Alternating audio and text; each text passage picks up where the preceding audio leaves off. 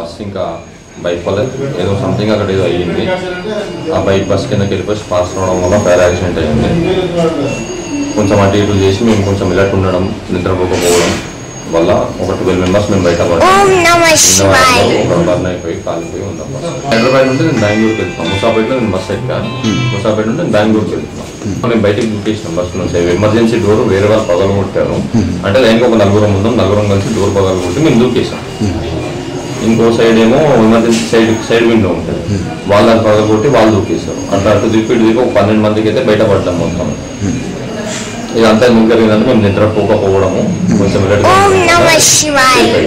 అప్రాక్సిమేట్గా నాకు తెలిసి ఒక 25 నుంచి 30 మంది. ఒక బస్ ఇంకా బైక్ వల్ల ఏదో సంథింగ్ అక్కడ ఏదో అయ్యింది.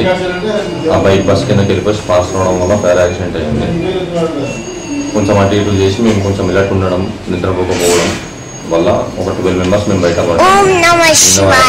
బర్న్ అయిపోయి కాలిపోయి ఉన్నాం.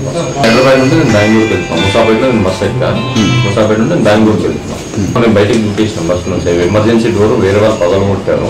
అంటే లైన్కి ఒక నలుగురం ఉందాం, నలుగురం కలిసి డోర్ పగలగొట్టి మేము దూకేసాం. ఇంకో సైడ్ ఏమో ఎమర్జెన్సీ సైడ్ విండో ఉంటుంది, వాళ్ళని పగలగొట్టి వాళ్ళు దూకేస్తారు. అట్లా అటు దిప్పి ఒక 12 మందికి అయితే బయటపడ్డాం మొత్తం.